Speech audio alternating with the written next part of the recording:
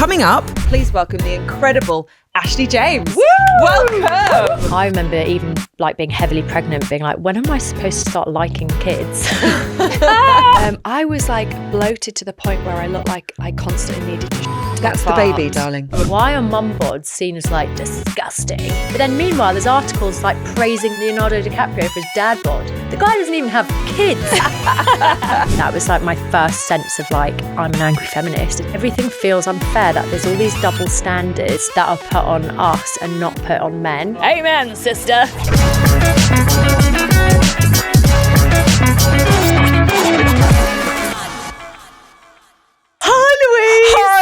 So excited. You're looking gorgeous. I'm in my snake era. Do you know what happened, right? About 2.5 years ago when I was pregnant with Annabelle, there was a lady on Instagram and she looked amazing in this outfit.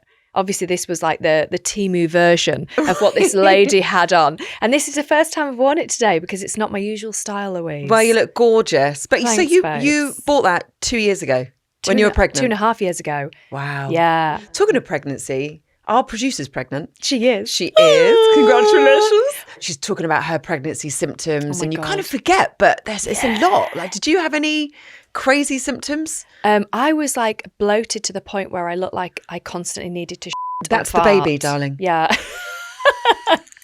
It was like, you know, when you're probably like 3-4 months and you kind of, some people you haven't told or you try and hide it. I feel like the more pregnancies I've had, the more I've tried to hide it and just think, I wonder if I could get to 4 months without anyone knowing. Should I not tell? So I didn't announce it till like 20 weeks, 21 weeks. Yeah. Oh, I couldn't wait to announce it. But I just constantly looked like I needed to fart. All the time, just like gassy. Yeah. And people are like, oh, look at the baby. And you're like, it's not, it's just wind. I had the other way around. Mine was the baby, but my mum was like, oh, you got a lot of wind. I'm like, it's the baby. There's something growing inside there. Oh, you can't be showing that much by now. I'm like, well, I am. So there you go. And you do, like, the more pregnancies you have, it's the quicker like, it shows, oh my right? God, are you like 7 months? It's like, no, I'm 4 actually. Yeah, I hate that. Oh, have you got twins in there?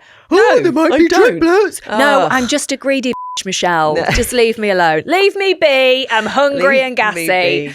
I want to know if you were told this, because I was, and it's fake information. Okay. I was told that if you breastfeed, that's a natural contraceptive. I was told that, yeah. And it's not true. Okay. It is not a natural contraceptive at all. That's why you see women that are pregnant again when their baby's 6 months old. Maybe they wanted it that way, but a lot of them have been like, I was breastfeeding, I was told it was a natural contraceptive.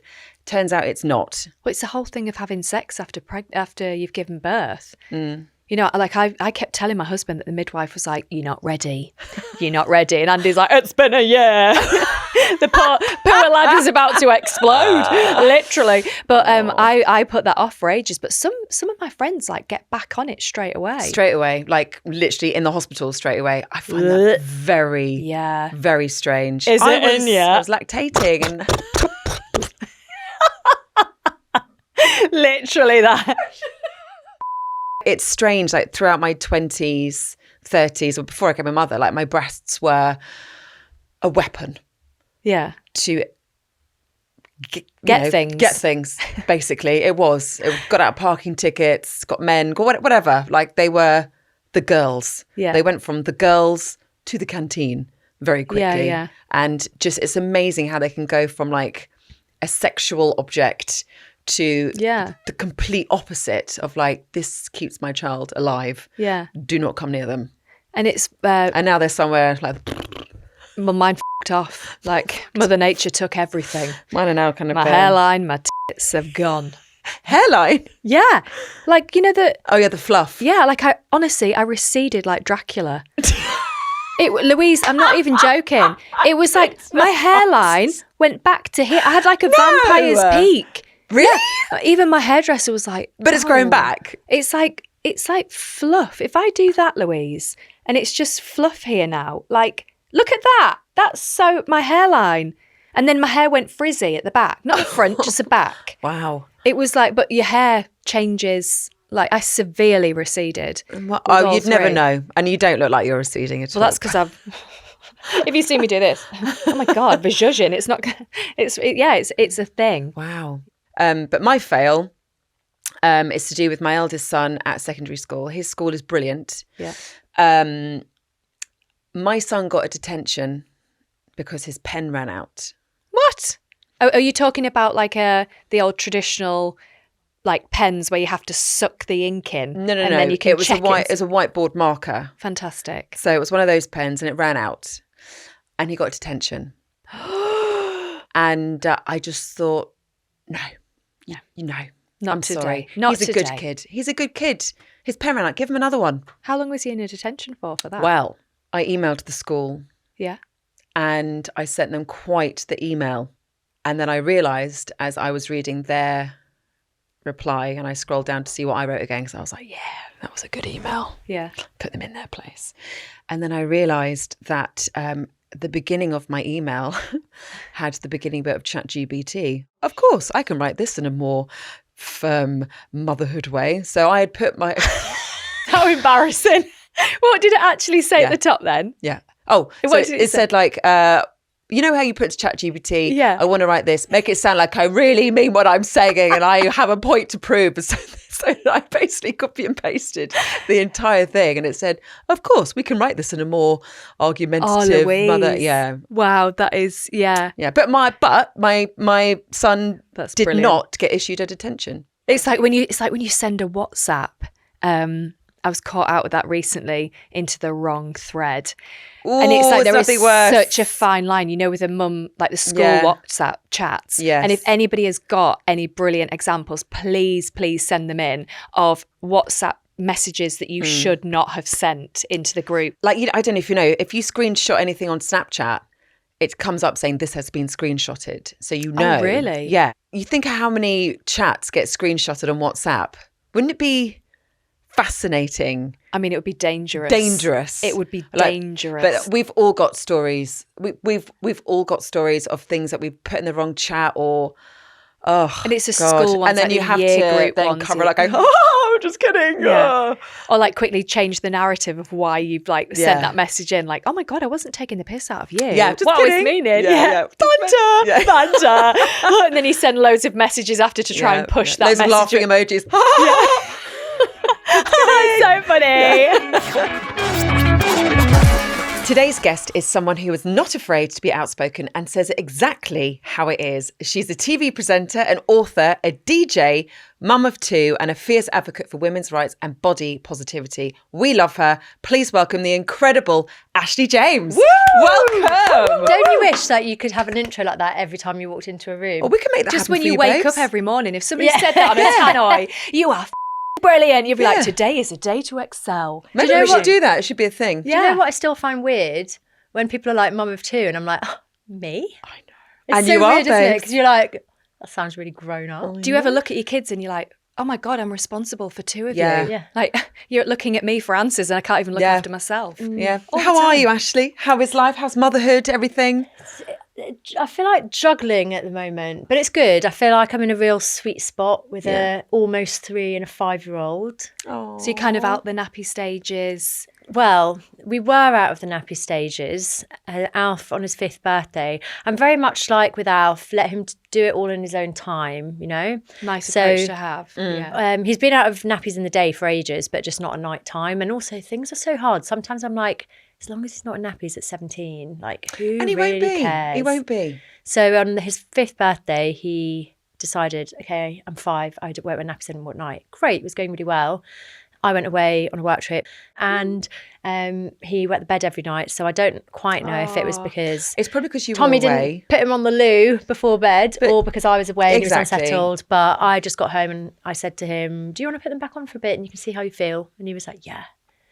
I like that approach. It's very chilled. Especially for your first, it's really good that yeah. you've had that because was we always really talk about this. I uptight. was so uptight as a mum. Like, we need to do this milestone by Yes, then. And then the yes. health visit comes around to like 6 months old. Why are you still breastfeeding? 6 months in a day. They should be on solids. And you're like, oh my God, it's so overwhelming. But so Well, it's really the great nice thing you've got about that. the decline of our NHS is that I didn't have a health visitor, so there was no one to put pressure on me with that. Oh, right, okay. Just spend One it of the yourself. great things about being a lockdown mum. God, yeah, that's was a it good point, tough? actually. Yeah. Because you were in lockdown. Yeah. Am I right in saying it was quite early on in your relationship with Tommy that you realised you were pregnant or moved in together? So we had been together about 4 months when Boris announced the first national lockdown. Yeah. And I actually sent him home because I was like, oh my God, we don't know how long this is going to go on for. And he was like, well, that's kind of why I thought I'd stay. And it's like, I wasn't even trying to be rude, but it was such a like new relationship. And I'd always said I didn't really want to live with a guy. Still don't.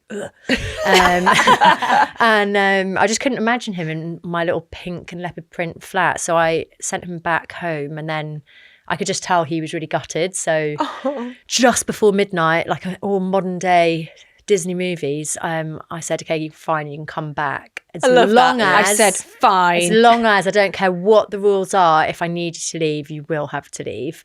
Then I got pregnant. And the rest is had history. a great time. How did you meet each other? Hinge. Good old Hinge. Yeah. What was your criteria? What were you looking for in a guy? I can't remember the specifics of my dating profile, but I feel like it was very much a there was no question in my mind that I was like, I don't want to waste time with anyone who doesn't want something. So I almost made myself the how to lose a guy in 10-day girl, because you made yourself that person. Yeah, because deliberately. Yeah, because I love that. Even in my relationship with Tommy, I think like 2 weeks into the dating, I was like, by the way, you're my boyfriend now. And he was like, no, I'm not. And I was like, well, that's really awkward, because if you spoke to anyone else, I wouldn't date you anymore. So you're my boyfriend. It's up to you if you don't want me to be your girlfriend. And he says now, in retrospect, he kind of liked it. I think that's cool. Just no because games he kind of knew where he was, and he was really looking for a relationship. So even though he said it was like slightly terrifying, he also kind of like respected it. Yeah, I think I was just so fed up of. I feel like because of like the dating rules or whatever you want to call it, like so many women go into relationships, and young girls, and more importantly, and they're so worried about being like the crazy one or the psycho or that they almost like don't insert their boundaries. And I'd feel like I would be like, well, I hope they're not sleeping with anyone else, but I don't want to be crazy and actually ask them. Yeah, don't want to be seen too deep. Yeah. So I was just like, do you know what? I'm done with that. I'd actually rather be a psycho than a pushover. Absolutely. I love that. That should be a t-shirt. There should be. Like, are you a ball buster with your partner? Because you've given us that version of like, you're actually quite relaxed as a mum in terms of milestones and stuff. But with what your because opinion they're children. Literally off camera, this is all we talk about. I'm like, Andy, for God's sake, he didn't do this, he didn't do that. I have to do everything. People might say nag or ball buster. I would say trying to make another adult accountable for their own life and children. Amen. I love this. Oh my God. Amen, sister. The amount of times I have to repeat myself. And you don't want to have to do it all yourself either. I think that's sometimes the whole point, like that mental load. I don't want it all on my shoulders. Like, I'm not asking you to babysit your children. It's like, times have shifted so much. Like, we have careers, like we are out working and contributing like 50-50. And sometimes if like partners, I'm not referring just to my partner, but if their parents have had a very traditional marriage and their grandparents did, it is those habits and perceptions are fed onto them. It's like it's 2026 now. It's interesting though, like even the term ball buster, because I've just written my book Bimbo. Yes, I was just about to mention it. Let's get this bad boy out. It is all about those labels that I feel like, I love that. Look at that. Look at that beautiful book. It's amazing. It is all about the labels that women have put on them, and something like a nag or a ball buster or like gold diggers, all of these phrases, I feel like it makes us kind of like want to behave in these boxes because we're so worried about being a nag. But actually, if you just saw it and did it, it's just that apprehension, like an uncertainty. We think, I don't want him to think that, because we have such insecurities of like how we're perceived. And last time I spoke to you, you said something that really resonated with me. And because I've got a daughter, like 2 boys and then a girl, when you said it, you were like, as a girl, you're either like frigid, or if you're not frigid, you're a slut. It's almost like, where's the in between? There's no middle ground. And I've never thought about it until you said it, where it's like, oh my God, my language of, because that's how you're either frigid or you're a slut. Yeah. Like everyone knew the girl at school that was like easy. And it's like, well, was she easy, or was I frigid, or was I not frigid? Like, and all of a sudden I think I'm going to have to be so careful with, obviously I wouldn't use frigid and slut with my daughter, but actually you look frigid. Yeah. Stop yourself bloody frigid, be a slag like your mother.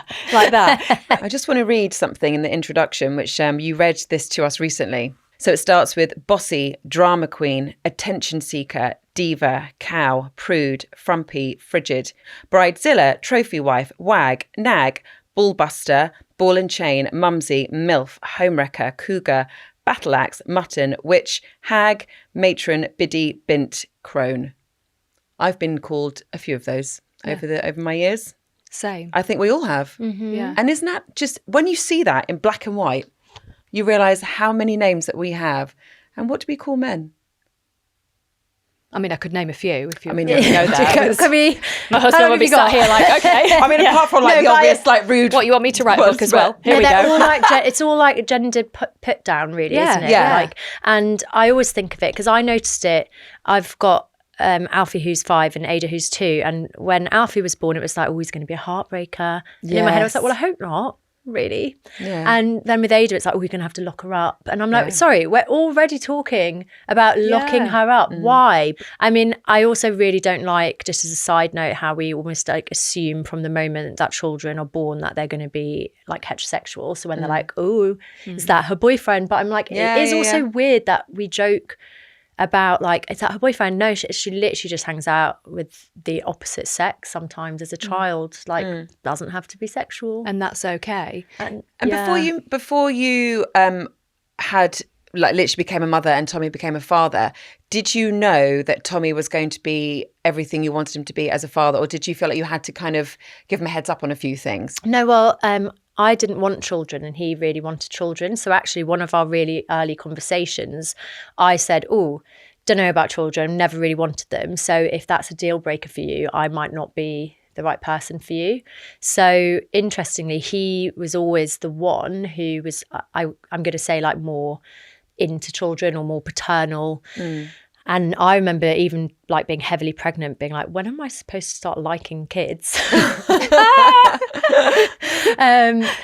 So I think in a way I went into motherhood almost naively because I was like, he's going to be the one that's more on it with the kids. I always call them the negative Nancy's and the just you waits. And when people were like, just you wait. Oh, enjoy getting your nails done now. Just you wait until you Get your sleep now because you're not going to sleep And I again. sort of thought, well, no, that could never be me because Tommy's the one who wants kids. So he of course he's going to be like doing like equal, but if not more than equal. And I think it was when he went back to work after 2 weeks, which is obviously like the time that he had to go back to work, regardless of whether he wanted to or not, I suddenly felt so resentful because I was like, how dare you? Yeah. You wanted this. And it was lockdown, so we were locked away, but I was still working because obviously, as we know, if we took maternity leave, there'd be no career to come back to, just cobwebs. Oh, where's my career? So true. Help me. I remember my dad saying to me, Ashley, you're so lucky. He's amazing, isn't he? And I was like, who? And he was like, Tommy, like, he's so good. He's like changing nappies. And by the way, I caveat this saying, I do understand that for my parents' generation, it was much more uncommon for men to parent. But I said to Dad, yeah, he's lucky as well. I change loads of nappies too. Like my mum will say, oh, is Jessie babysitting if I'm working out? No, he's parenting. Yeah, I'm going to give him a $5 when I get home. Yeah, I'm like, it's not called Have a babysitting. pizza out the fridge if you want to. I'll give you a $5 like they're actually. No long distance calls, please. Yeah. It's funny because my brother, he hasn't got a partner, but he finds, and he hasn't got kids, like he finds my conversations fascinating because he's like, so when do you get downtime? If your kids are waking up in the night and you wake up 3 or 4 times, when do you get a nap in the day? I'm like, oh, you don't get a nap in the day. And then it's like, but you look after the kids all the time, take them to all these clubs, these groups, you go to work, then you've got kids parties and you talk about these WhatsApp groups. And I feel like my brother watches my Instagram and he's like, is this your life? Like, this is petrifying. He was like, this is why I'll never have children. When I was single, because when I was single for 6 years, that had a whole load of other like pressures and timelines of like, oh, don't be too picky. What? Sorry, why are we not meant to be picky about who we go And to who bed was with? putting that pressure on you? But like people in general, even well-meaning people being like, don't leave it too late, or I had that. I remember my dad asking me if I was a Don't wanna lesbian get left because on I the didn't have a shelf. boyfriend. I was single for, I think, about 4 years. I had the best time. I loved being single. It was brilliant. But yeah, my dad was like, are you gay? Are you a lesbian? I was like, no, I just You know, you should see how many people I've been shagging this week, Dad. You were like, what are you on about? Can't even walk properly. You know, so I get it. I too felt and I wasn't invited to dinner parties because I wasn't with a partner. And I was like, guess what, guys? I can still have a conversation. I can still eat food, but I was never invited. Or you'd be invited and then there'd be like someone's creepy mate that has just become single. And then you're like, oh, great. Like two front teeth. To get on. You're like, oh, look, this is Steve. He's single. You'd be like, oh, off, Steve. I don't want to get with you. But then with motherhood, and I try to be like unflinchingly honest in the book, when I became a mum, it was almost, it like radicalized me even more, because I think even in like my single era, and I was a really proud feminist, I didn't realise how much internalized misogyny I had against mums.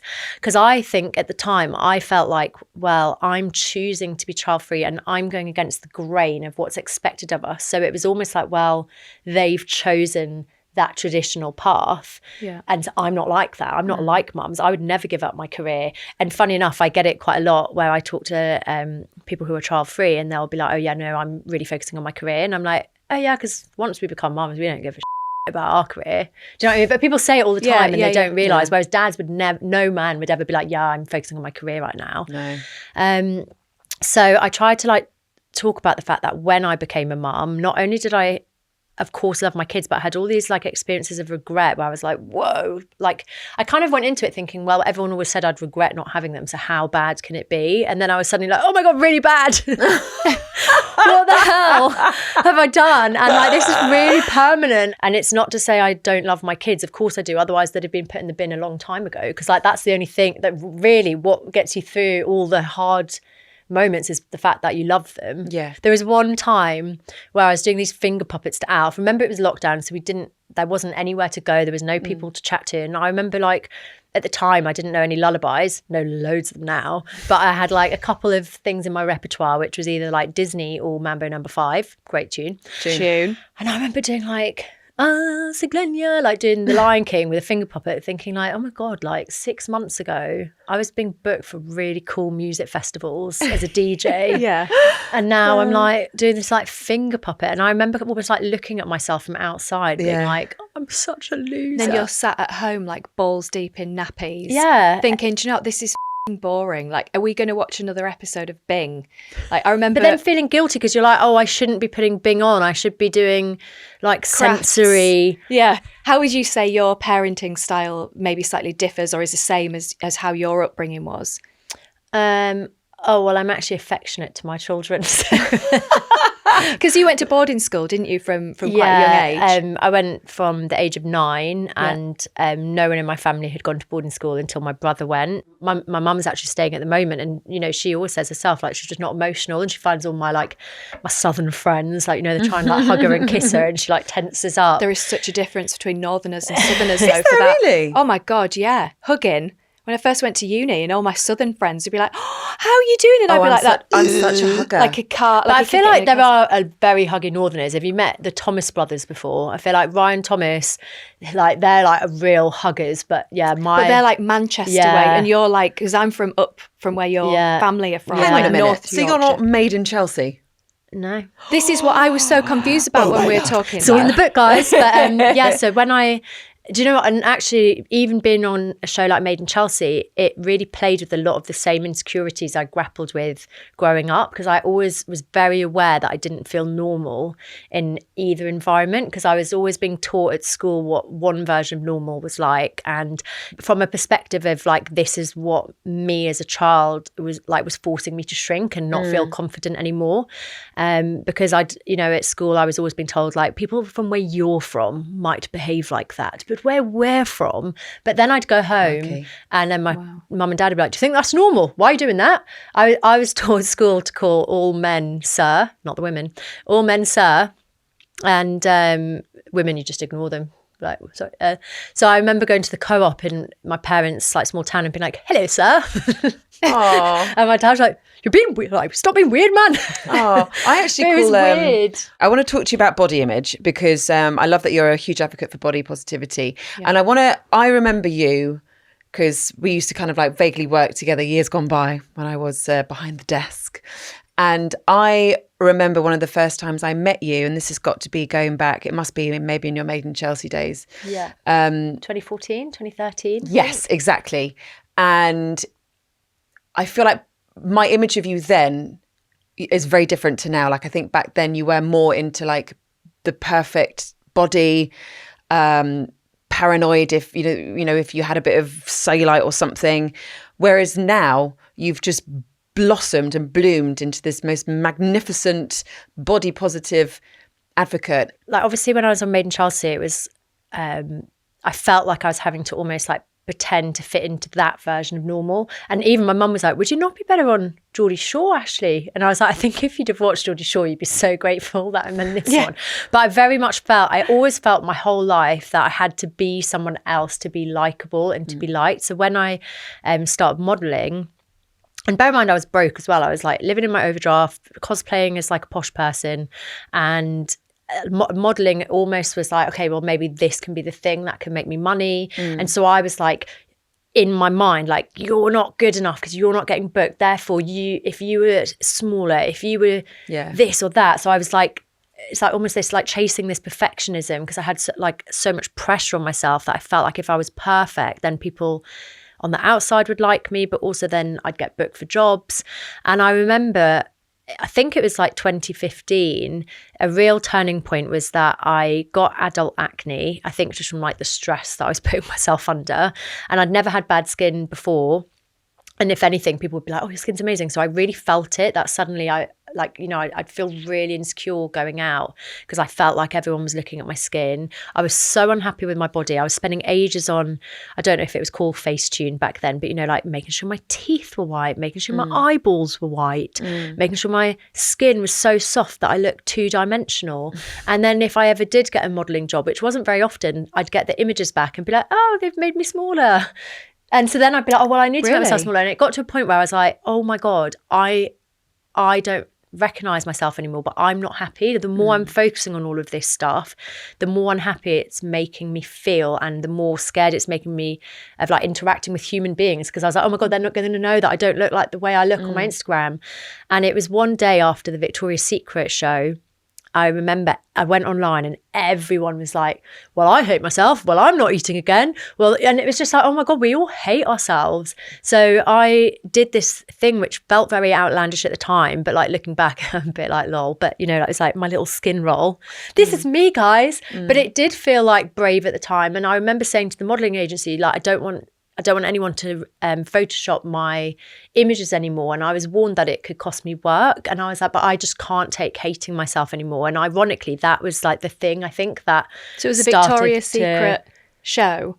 After looking at that, made you go, looking actually, at I am who I am. And looking at everyone around me. It was like all these women, like, regardless of like who they were, what size they were, what colour they were, like I was like, we are all being made to hate ourselves, and it's like we deserve better. And so I think, when I became a mum, I was already a decade into self-love, if that's what you want to call it. So I remember seeing on my fridge when I was younger, my mum used to go to like a slimming group, or 2 different slimming groups, and on my fridge would say, little pickers wear bigger knickers, a moment on the lips, a lifetime on the hips. Yeah. One of the things that the slimming group told my mum to do, and all the women, and then my mum used to have these amazing sweets that she'd buy from this slimming group, and essentially it was laxatives in a sweet. So I remember once I ate a whole packet of them. I couldn't go to school the next day because I was my ass all out. Oh my God. And I was like, what is in that? And my mum was like, oh, there's like a laxative in it. And what really annoys me is, why are mum bods seen as like disgusting and like, oh, you're going to lose weight, don't let yourself go. Like there's all this like messaging and pressure. But then meanwhile, there's articles like praising Leonardo DiCaprio for his dad bod. The guy doesn't even have kids. Yeah. Let's talk about parenting fails. Do you have any that you can share? Parenting fails. I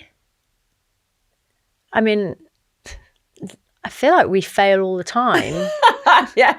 Do you know what I mean? Daily. What I will say is I refuse to feel mum guilt until there is a collective term for dad guilt, and people talk all the time about dad guilt. I refuse to feel mum guilt. And I would say like parenting fail, that's part of the experience, isn't it? The really bad one was this weekend. Ada asked to go down the slide with me, And so I went down once with her and she's like, yeah. And then she asked to go down again, holding my hand. And she started to go. So I went. God. And then she tried to stop, but I was already halfway down. Oh, no. So she's got like a mark on her face. But you know the worst thing about when you do something, you obviously already feel bad. And then Tommy was like, why did you do that? I was like, go away. I already feel bad. So I feel like there's little parenting fails all the time. But I don't think the perfect parent exists. And I think that's part of like mum guilt. Yeah. And what's your house like? You know, in the morning, getting ready. Say if you're working on this morning and the kids, like, are they kicking off, trying to get them to nursery school? Like, is it just chaos or is it quite calm? I think because I'm quite calm.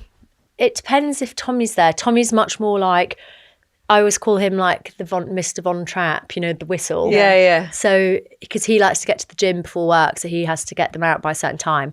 If it's just me, I'd say it's quite chilled, as long as I know that I can get them out on time, or that I've got, it's only on the morning days actually that I can't take them to school and nursery. So they actually hate it when I'm on TV. And I'm like, one day you might think it's really cool, but not at the moment. But yeah, no, like my biggest thing at the moment, which is chaos, is that Ada has such a strong idea about what she wants to wear. Today, she's in her like gorgeous little monsoon sequin tutu dress, which is definitely a party or a wedding dress. And her Christmas Rudolph jumper. Love it. Very Sounds specific. And her sparkly shoes, not appropriate for forest school, but do you know what, like, So you think that you just get to the point where you're like, F it. Yeah. Last night Annabelle wanted to sleep in a tutu, like a full-on dress tutu that I actually bought her for her first birthday, so it's a bit tight on her. She's 2.5 and she wanted to wear that for bed, so it was just like, okay, wear it for bed. Pick your battles, I'm don't not you? arguing with you. If you want to wear a tutu, I mean, wear what you want. Pick your battles. yeah. What do you enjoy most about parenting That when they go to bed? That feeling where you send them off to school and you have a coffee.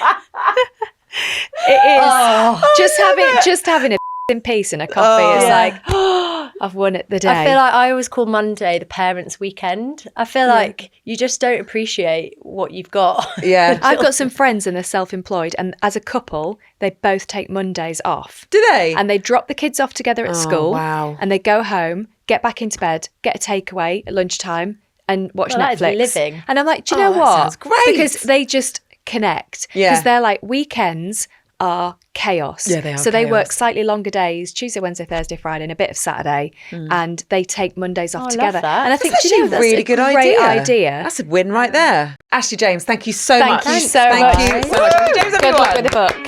Thank you. If you've enjoyed this chat as much as we did, please give us a like and subscribe to the channel. It really helps other parents find us. Also, drop a comment below and let us know your favourite takeaway from today. We'll see you next week. Bye.